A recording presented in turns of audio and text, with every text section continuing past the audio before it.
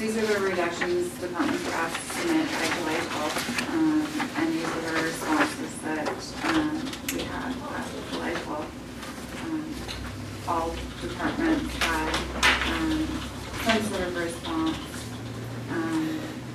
Indigent Defense didn't have a dollar amount, but they had sent an email saying that we didn't have any sort of response, that they had that taken with us regarding that. So everyone, as you can see, has some sort of submitted something. Several departments came on, and several off mark, but I'm pleased with everyone's efforts.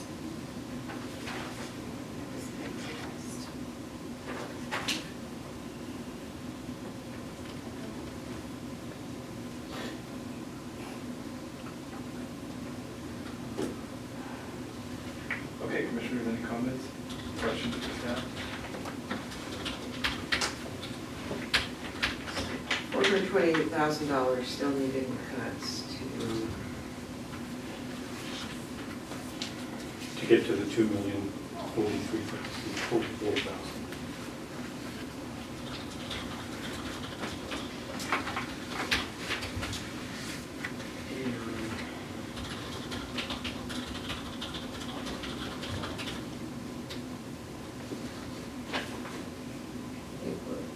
would be helpful. And I saw a couple of the budget projection forms, but not all of them. Yes. I was kind of hoping they'd be in the book. I should have Yeah. checked before Friday. I apologize for having done that.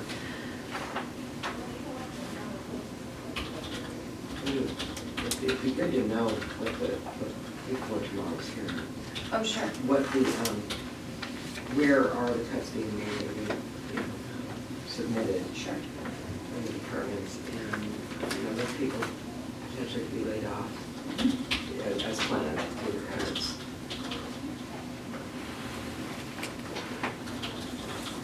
And I'm sure because we didn't ask it to be functioning really, I'd like to ask if the folks are here from the various departments, if you'd be willing to send what that impact is, if you know it at that level, on service levels. Just so we have a clear idea of that.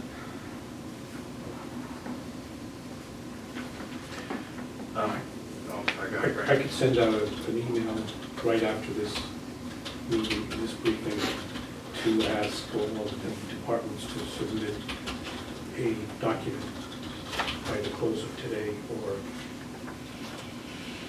this afternoon. It's easier to take into consideration for the hearing. I did receive some departments that submitted that way, like with their sheets had submitted like a letter with impacts, so some did. Okay. So I will make copies. And I probably have copies of those too. You probably do. It's just, there was a lot of information coming from a lot of different directions, so I'm more than happy to get you copies of those and put them in there. I have them organized in this order, so Sure, I'd like to make note of something. We do this budget every year, and it's tough on every department. The last couple of years has been tough on a couple others, more than others. Calling out the auditor's department, they ended up with the only position cut. I just want to point out that we have some of these that have done exactly what was asked because it's actually what's needed, and I don't want it to go unnoticed. The idea that, what we have here, we have WSU, we have the assessor's office, we have the auditor's office, and we have the treasurer's office, and we have support services that have done exactly what was asked. And so I don't want that to go unnoticed because you know how hard it hurt their departments. And I don't, whatever we do, we gotta make sure that they are not penalized for being the ones that are strong and stepping up in front to do what we ask of them each year. Yeah, I would second that. I think it was Karen who brought forward the, wrote on there, this was painful. And I think that's a sentiment shared in all of the offices that did find a way to make the full amount of reduction. So, thank you. I didn't know we had a choice. Yeah, not supposed to, and that's the problem, and that's what I was trying to call out. I'm hoping that we actually have to have that number, that is not how it's treated, but we'll find out. Can you, under the clerks, there is a submitted increase in revenues of 22.9. Yes, So that would be a budget adjustment to the increased revenues as well. that is true. So to be short of 22.8, that really does, should that be approved, then that would be, Right, it's revenue increase, but we didn't discuss having revenue increases, so I had noted that one to the side. So essentially, she would have met her, she's not here, she would have met recall her. what that would, just based on trend analysis, that it'd be more? No, I think for her, it's the new Odyssey system. She's able to charge a fee for people to use it. And she was also looking at something with passports. Yes. And it was our understanding at that very first meeting that that was something that we were told was that if revenue increased, that then it could offset the reductions and stay within the department. But And, we didn't put that in our original request, so it was notated that she made reductions, but she also had revenue increases in your money. So I separated it out so that she, because I didn't want her to be disqualified for, she did have increases in revenues. And she's actually met some of those already, having some increases. Apologize to have to ask you to speak for her. She's listed as portal registrations. that's that new Odyssey system that attorneys and other agencies pay a fee, Okay. depending on the size of their office, To use it. use the portal and access the documents. So, So paid to date, and this went online May, in May, there were $6,400 paid to date with an anticipated 9,500. It's a new revenue source. I didn't realize that was part of the We didn't whole either. program. Okay. Yeah, so I just, like I said, I wanted to make sure that that was noted for her, so. I appreciate that, thank you.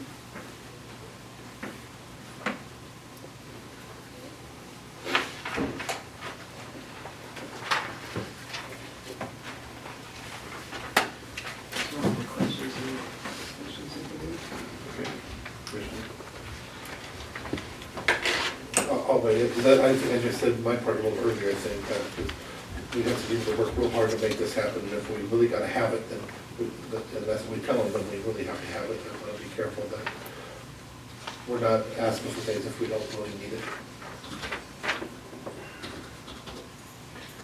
Okay, Frank, so what are our decision points right now? So we have, I just wanted to recap the revenue alternatives or options. And just briefly, we have the single-year lid lift, which is a resolution which if put to the auditor by August 1st, can go in front of the citizens for a vote in November, asking for a one-time single increase in property taxes. Multi-year lid lift, similar to the single-year one, except that it asks for not 1 year's increase, but a sequence of increases. Those can both be for a specific period of time, or they can be permanent, and they take a simple majority, 50% plus 1. Excess levy is what's called an O&M levy.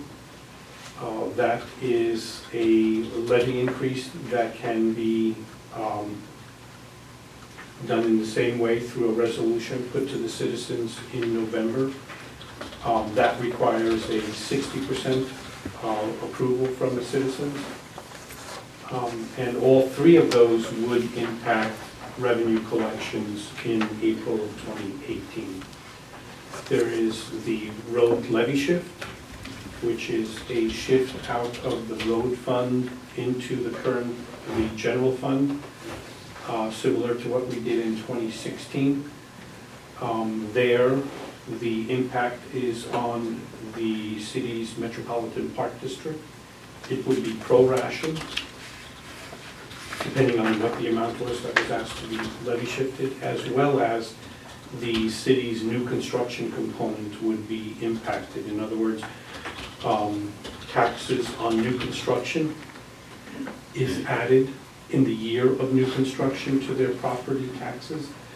And if there's a levy shift, the amount that impacts the new construction component of the increase in their property taxes would be gone forever for the city. In other words, the city would never be able to collect those dollars into the future. And finally, there's a criminal justice levy, and that's 50 cents per thousand can be assessed on property taxes. That is for a 6-year period. If it was to continue, it would need to be voted on every 6 years. It's similar to an EMS tax or a fire district tax, which is something that the citizens vote on a 6-year cycle. Can be used for criminal justice purposes, which would include the sheriff's office, the criminal justice system, juvenile prosecutors, courts, things of that nature. At the full 50 cents, that would bring in about, at the top end, about $4 million a year. But again, that could only be used for 4 years and used for criminal justice purposes, and then would expire. So, and then you have the 0.3% public safety sales tax surcharge. That would allow for an increase up to the maximum 0.3% for public safety.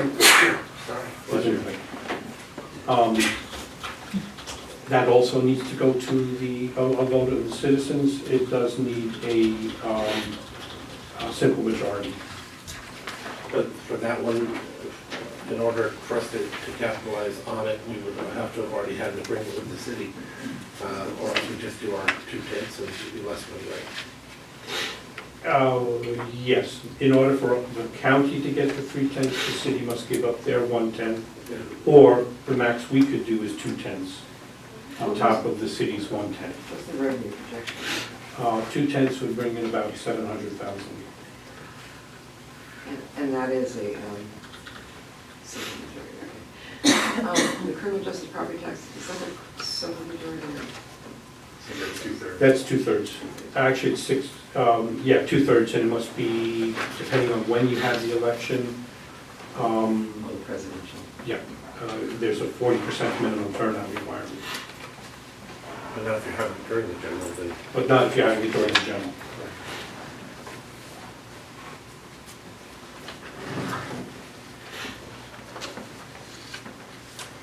So that was just a recap. On the, now, we had asked you to actually go forward and talk to the city if we had any of those conversations. But Not yet. The next one is on the road levy shift. Everything I've read says that we can't do it unless, we have permission because they're at their cap, so just. Because the city is capped, and because we would prorate the Metropolitan Park District, we need the blessing of the city in order to go. We would have to agree to a buy-down of the tax. But unlike We one would year. have to, that's optional. No, we have, well. In order we for can't them do it. it is optional, but in order to solicit their acceptance, Yeah, we that's why would we need have to say it to. that way. Yeah. And that. And they would lose whatever property tax they would gain on their new construction component, and we don't have a number for that yet. Their permission, so to speak, from the city is by way of their setting their levy rate? Is that, Yes. it seems like that's what we did Yes. last time. Well, I mean, it we was had the kind of after the fact, but yes, that's how they We had did the it. agreement, They reset their levy rate. or when they go to set their levy rate. Correct. So we did, the conversation last time ended up happening after the levy rates were set, so they reset their levy rate. In this case, if we were to discuss it in advance, early enough, and they would agree, then they would set their levy rate at such a rate that we could have the levy shift. But if we were to do the big diversion, we'd have to have their permission be forever. It wouldn't be a one-year thing, so the chances of them agreeing with that. No, a big diversion. You know, the true levy shift, ongoing levy shift, if we were to change our road fund, what we take in road funds and put it into our general fund. That has to be done annually.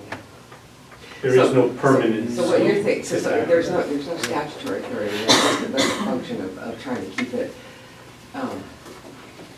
having the property tax level stay the same for the county property taxpayers, I think is what you're thinking of. So it would be a two-act process, would it not? It would be a levy lift vote, and then a councilmatic levy reduction of the road fund. Road fund and current expense. Correct. In that regard, yes. Yes, and there's not So that really would be two statutory. actions. But to do a levy shift, that's an option the commission can do on an annual basis. There is no way to commit to a levy shift going into the future. A levy shift. Randy's talking about a levy lid. Yeah, a lid lift is permanent if that's what you put into the resolution. And then if Which we get is councilmatic exactly the action, same. reduction. I mean, a lid lift is a levy shift that is voted on by the people. Only if you reduce the levy, the road levy though. That's where, I wish I had it here in front of me, but that's where it comes up different. If we were setting it up, there is the provision, so we can shift our, instead of, if we're taking $1 out of one, $1 out of the other, we can do 75 cents and start to take $1.25 out of this one, but we can't do that if it affects, That's a levy shift. yeah, if it affects the City. county, or the city residents at all. They have to have their blessings forever, not just 1 year, that's the diversion of the 1 year. Okay. That's where there's a disconnect here on that. I don't have that with me because I did all that research and we talked about it. We looked at it and it's basically almost impossible because you're doing something forever. And how would you calculate that? Forever is the component of the property tax that's lost on new construction. And how do you calculate that? That's a calculation done in perpetuity. And depending on how much it is, can become very expensive. If it's more than a couple $100,000 a year, the property tax on that would be lost to the city as expensive. So the levy shift, there are three forms of a levy shift. You can do a levy shift, you can do a traffic diversion, which is referred to as Big D, which is what we currently do. We divert $1,500,000 out of the road fund and put it into current expense for traffic policing. There's also what's called a small D, which is to allocate money out of the road fund and say that we are going to reimburse the sheriff's office for traffic policing costs, which then the sheriff's office bills on a monthly basis to the road fund and transfers money in to the general fund to cover those costs. I believe for the first 2 years, 08 and 09, that's the way we did it. We just transferred, we invoiced road and they transferred money over. And then we moved to the traffic diversion, which was to say we're going to divert X dollars from the road fund levy into current expense and then pay for traffic policing in that manner. The third is to do a levy shift, and then the ultimate is to do a lid lift. There's a number of different lid lift scenarios, but that's basically where you ask the citizens to increase the levy rate that is allowed for the county revenue, property tax levy. It could either be for 1 year, for a specific period of time. It could be over a number of years for a specific period of time with different rates, or it can be permanent. In other words, you can ask that it increase 10 cents per thousand in perpetuity. So if one to the county, and they'd be the county voters, so not citywide, That's correct, and they're at their limit, the city. and the county voters said, yes, we want to increase the property tax limit. The same would occur as in the levy. The Metropolitan Park District would be pro. But at this point, the citizens have spoken, so it would be enacted. But they would not be the city citizens. No, the city citizens pay county general fund, so yes, they would also vote. So they'd be able to take a vote Yeah, on they would this. have to vote. It's the road tax that the city does not pay for. So they would be participants So this in ballot that measure would go countywide, city, or county, Okay. unincorporated plus city. resident. Thank you. Is there, what would be the benefits to a single year versus a multi-year lift or? Timing,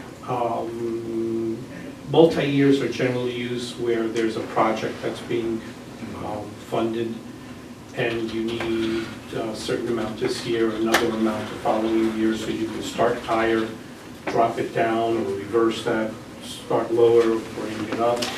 So that's generally what a multi-year, or if it's a permanent one, you can, and the county needs 20 cents. The first year it could ask for 10 cents, so then the second year it could ask for an additional 10 cents to make it 20 cents. Have less of an impact on the citizens all at one time. So there would be those considerations to do a multi-year.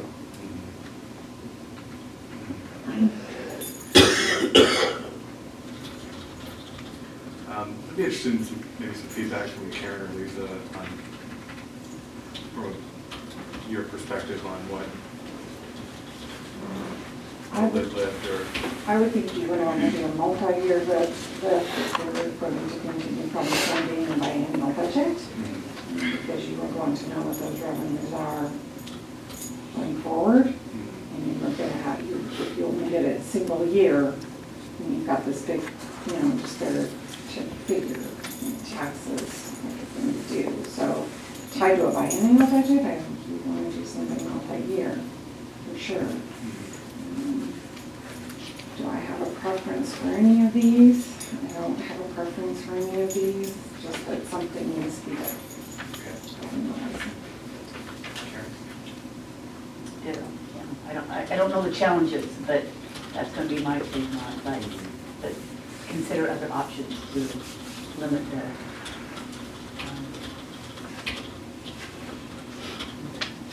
financial issue that we have. To be able to reduce the amount that we have to reduce our budget itself. I have not looked into all the different ones, but yeah. But, yeah, please consider one of them. I would also like to add that why this does impact the city pays us nothing for the work that we do for them. We don't get billed for the property tax statements that I have to go and collect for them. I mean, that all comes out of those county property taxes, and the cost of county government is going up. So I think they disassociate themselves with us. They don't really understand that, but the cost of what we do for them does increase. And more importantly, there is a cost at the county for the contribution that we make as far as the citizens of Shelton. Absolutely. Gentlemen, have you been thinking about revenue generation and have thoughts on it? How could you not? Increased taxes, I guess I should say. Yeah, so I'll express a couple of concerns first, and then I'll turn it over to the commissioner when we get his thoughts. I think this is, we're kind of a pivotal time here in our county where we have to decide, not as electeds, but certainly as a citizenry, as to what our county government should provide and then ultimately what we as taxpayers are willing to pay for that. I don't think we have had that conversation as a county, and maybe to the level that we have needed to, and I think that's partially why we find ourselves in the situation that we are financially today. I'm a very, very big proponent of limited government, living within its means. I think that's what people and families everywhere, that's the mantra that they subscribe to. However, I think we've seen, probably for lack of a better term, we've seen the outrage meter reach new levels in the past couple of weeks, and I think given that, it might be an appropriate time to ask the voters what it is they want their county government to provide based on the taxes that they're willing to pay. That being said, one of my main concerns is have we allowed enough time for an appropriate public process? I kind of envisioned this process being one in which we can outline what exactly people would be getting for the money that they would be potentially being, the additional money that they would potentially be paying, to kind of vet those options and opportunities in a way that the public has an opportunity to participate. We make a couple of arguments. So we know that any resolution at this point would be due to the auditor August 1st. We sit here on July 17th. I've only been here 7 months, but this is probably the third or fourth time at least that we've had this conversation this year alone. And so I question whether or not putting together a resolution and getting it to the auditor's office for the November ballot is practical between now and August 1st. That's a logistics question, maybe better suited for staff and potentially the auditor. And then at that point, does 2 months, is that enough time, 2.5 months, is that enough time to have that conversation with the public? And so, are we doing this because of necessity? Yes. But are we doing this in a reactionary way? Quite possibly. And so I would just, that would be my only caution, is that if we decide to move forward with the resolution, going to the voters, that we, have appropriate time and enough time for a public conversation so that, we allow everybody's voices to be heard. Oftentimes we only hear from the people that show up in the chamber.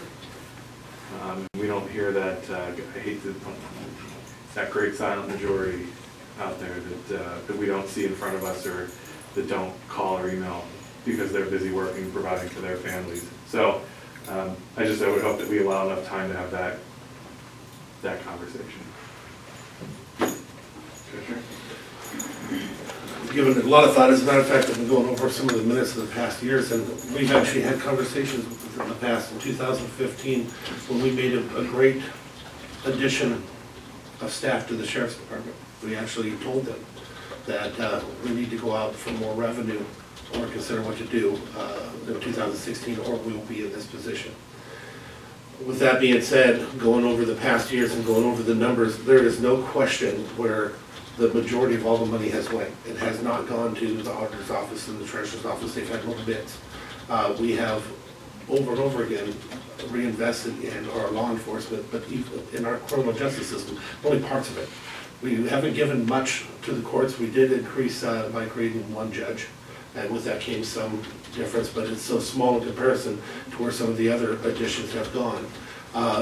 If we were to have an increase, the increase would most likely be spent in the same places that it's at, with a little bit of it being supplantable to, because we're increasing so much in their wages into some of the other departments. The majority of what we're looking at right now, in the larger frame of it, is the sheriff's department. It is the courts. It is the juvenile. It is the prosecuting attorney's office. It is the Office of Public Defense. This is where the huge amounts are. So it would make sense. You actually made a statement that I would agree with totally, and that is, where do they want it spent? Well, if that's where the money would be spent, we should put that out there forward and actually ask them, is that what they want, to be able to maintain what we have now for our law enforcement, our criminal justice system. Now, I say maintain for what we have now because although everybody wants to paint it as though there's been some mismanagement, if there has, it has been the fact that we gave too much money to one department, and for that, a few years into it, because of that, I apologize to all of you, because I was one of the first ones in front of that. And as a matter of fact, I read one part where Commissioner Jeffries and me actually battled on something, and she actually caved into me, but she told us straight up, we're gonna be a problem, and Commissioner Jeffries turned out to be right, again.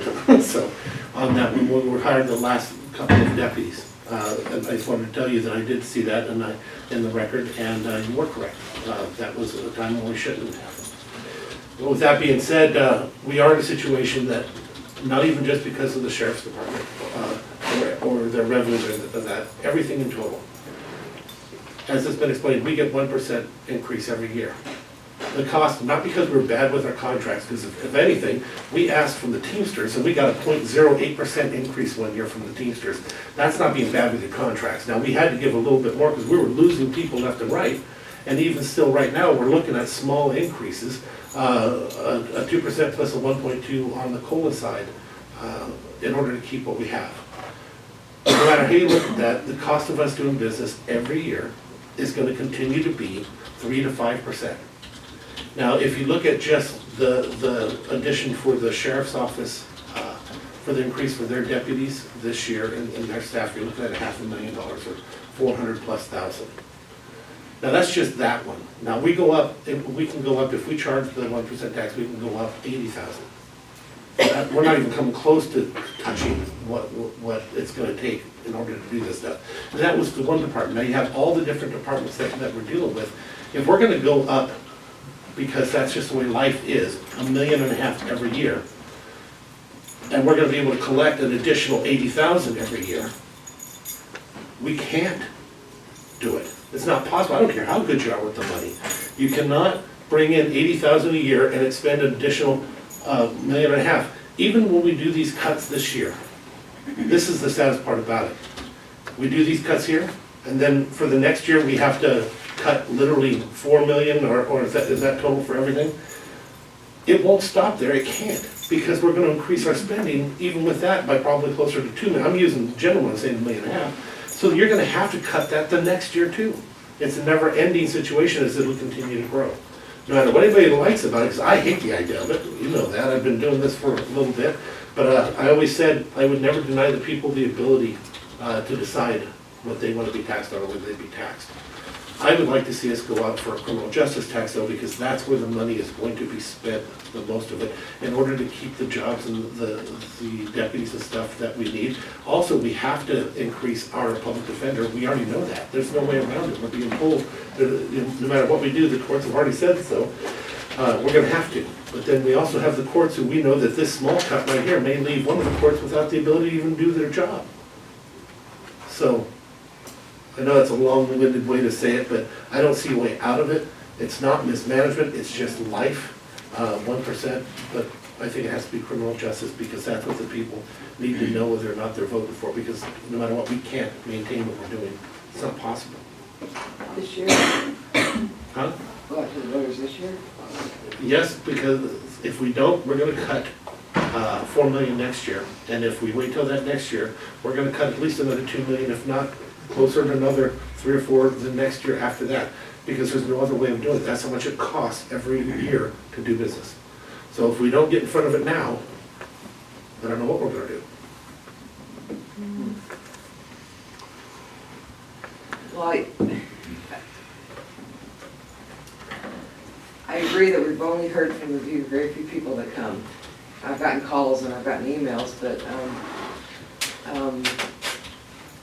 I do believe there's a silent majority out there, and I believe that I've heard, granted through Facebook, if you don't contact me directly, please call me directly, assumptions that there's a lot of bloated bureaucracy at the county.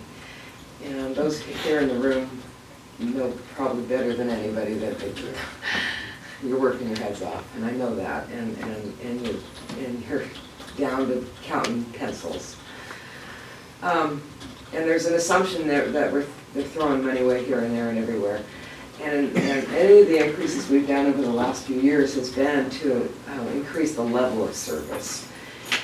And it's just not affordable. We don't have the revenue coming in to be able to bring up the level of service that the citizens seem to want, while at the same time saying we're not spending our money correctly. And so I feel like they have to understand what the level of service looks like in a bloated government. And as painful as it is, and this county did some amazing service reductions that were less impactful, I thought, you know, closing at certain days of the week or certain hours, et cetera, that you brought back with small amounts of monies. I think that, I appreciate that, but I hate to ask, do we have to do that again? Because at some level, at some point, we need to have the voters tell us what level of service are you willing to pay for. We can't do it with $90,000 increase a year, and we're totally dependent on people shopping local for us to be able to get that in sales tax and or tourism dollars. And I would not be in favor of going to a ballot this year, because I think that we need to retool and see what does county level of services paid for by what we have outside of the extra authorities given us by the legislature. And then the county citizens can understand, you know, is this what we're willing to live? Is this what the county looks like? Is this what county services look like? And we'll vote without a scare, without a what if, without a some of those logical arguments that are so hard to counter or to really take too seriously, but with the reality of this is what a reduced budget looks like. And so I'd be more in favor of going next year if we were to go to the ballot, but I am in favor of going to the ballot on a permanent lift. Okay, so we have one. Just for discussion on that, you know, when, the problem that, and, you know, I see it, the problem that I'm looking at is, you know, I already shown no matter what anybody says and the drama that's out there, that they have to lay off the 28 deputies, stuff like that.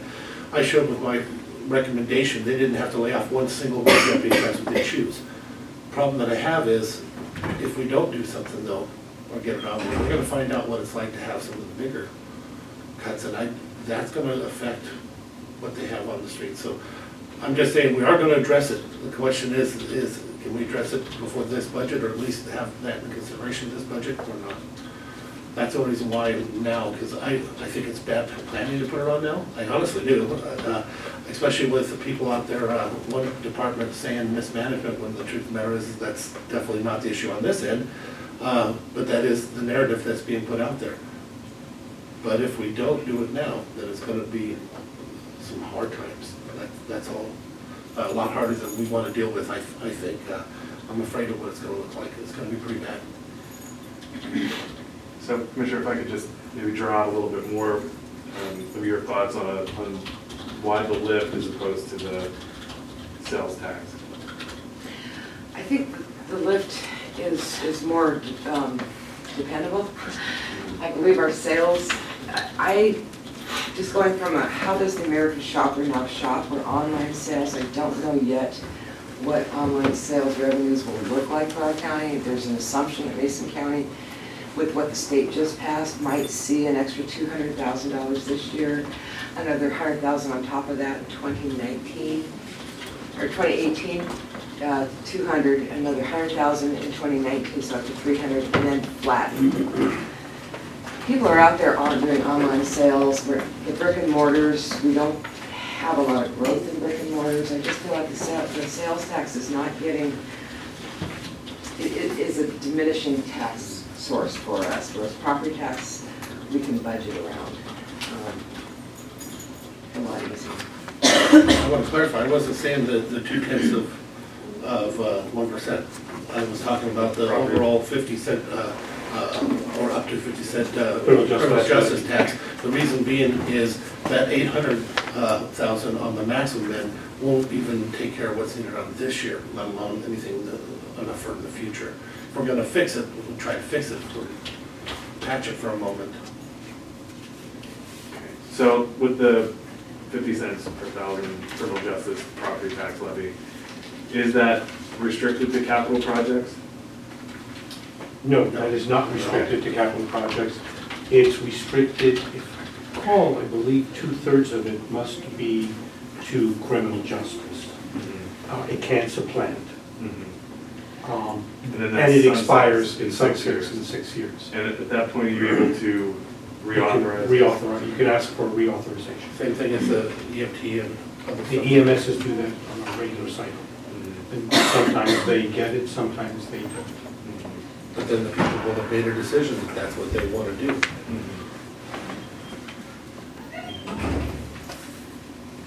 Okay.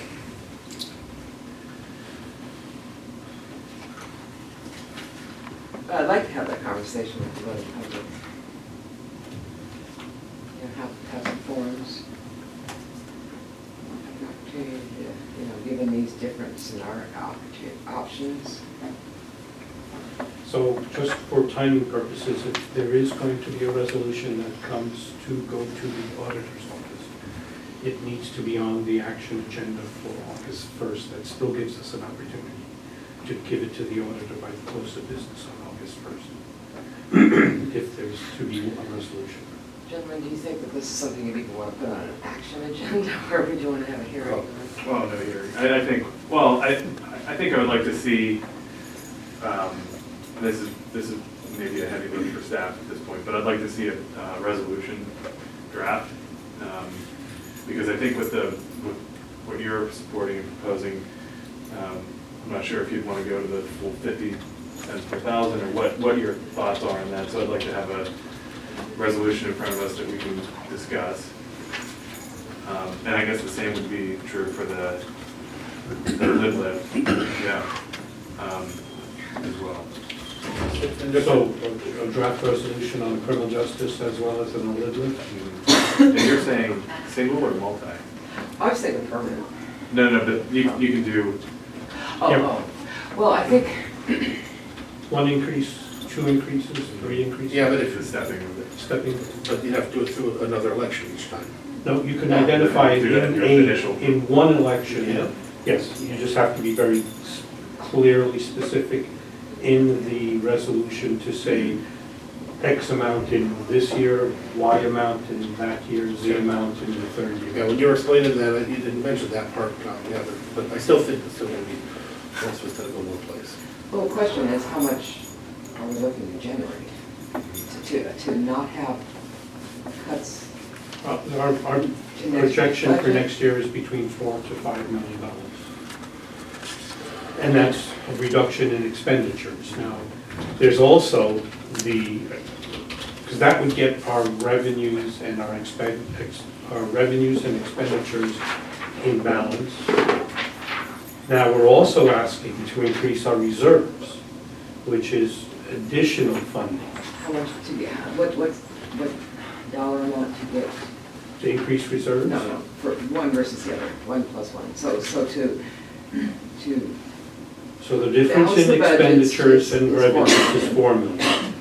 and then Increased reserves is depending on how long how high the commission wants to put the reserve and how long it wants to give itself to get to that. So if we were to increase reserves to, let's say, the maximum 25%, I believe that's $8 million of a reserve balance. Currently, we're between $3 and $4 million, so that would be yet another $4 million that would need to be accumulated over a specific period of time to get us to that reserve balance of $8 million. So there are two issues. There's the one in that the expenditures are higher than revenues, so we're eating away ending fund balance, as well as we're looking to increase our reserve. And that in and of itself takes additional resources. cash resources. The $4 million deficit in expenditures versus revenues is just for 2018. I mean, we know about other increases, so we'll need to be aware of that. And if we fill the gap for 2018 on vote other people, we should be more longer-term thinking that we've got our CBAs where we know increases there. So to answer your question, yes, 5 million is not going to be sufficient. It'll take care of 2018, and that's why I think the suggestion that we go to a 2-year biennium budget as well as a 2-year multi-year lid lift request to put enough reserves in place as well as to allow the county to bring its expenditures, bring its revenues up to where its expenditures are currently. Yeah, I mean, it has to be a multi-year process at this point. I mean, that's a lot of reserve to build back. Mhm. I just don't know if the criminal justice wanted to give us there. Criminal justice maximum is, I believe, $4 million a year. But if you're talking about a levy lid lift, remember, that means you're talking, if you're trying to get more than that, then you're talking more than 50 cents. So no matter what, you're still limited by what the people are able to handle and do. So we're still gonna have to do some cutting. There's still gonna be some other revenues that come in and hopefully they increase. Put some of them away towards the reserve. But 30 cents is just real broad stroke. 30 cents is about 2 million. 45 cents is about 3 million. 50 cents is south of 4 million. And then I think the other kind of category, so with the public safety levy, is that renewed after 6 years via another ballot measure, or is that Yes. renewed? Okay, so whereas with the lid lift, whether single or multi-year made permanent, It's permanent. it's permanent. There is no going back to the voters and saying, because I think that, with the concern that I'm kind of extrapolating from that is, okay, we've got with the public safety levy, that's one-time revenue, but over a period of 6 years, potentially. That is correct. Whereas Because it this could would go allow away. the lid lift, single year, multi-year made permanent would, I think, be easier for planning purposes long-term. Plus, I think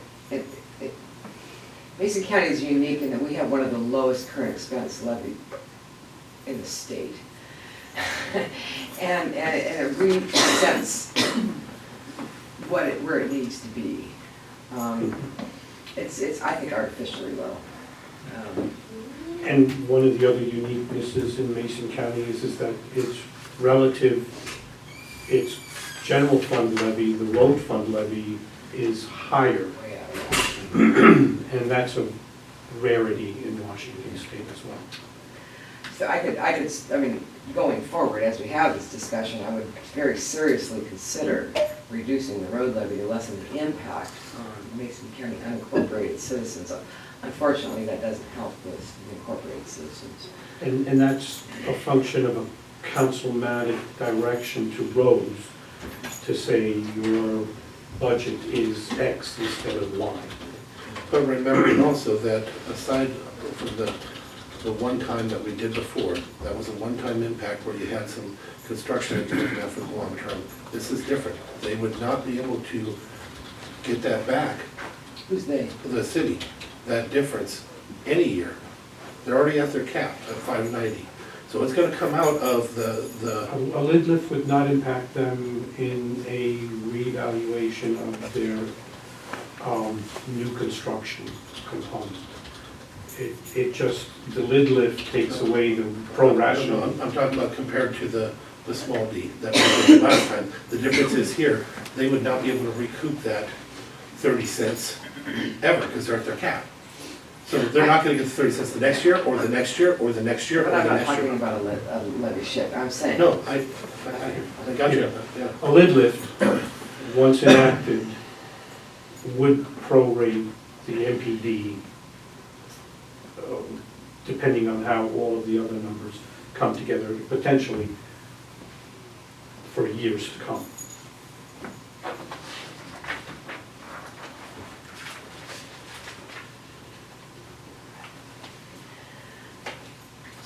I concur with what Commissioner Schudy's asking you is.